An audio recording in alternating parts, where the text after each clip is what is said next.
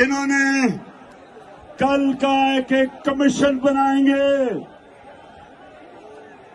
commission ये इसलिए बनाएंगे कि पता चले कि जो अमेरिका से साजिश शुरू हुई थी,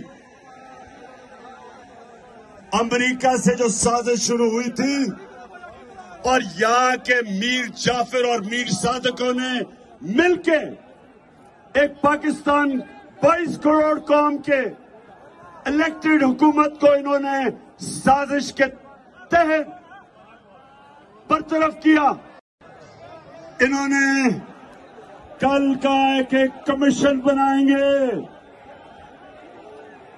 कमीशन ये इसलिए बनाएंगे कि पता चले कि जो अमेरिका से साजिश शुरू हुई थी,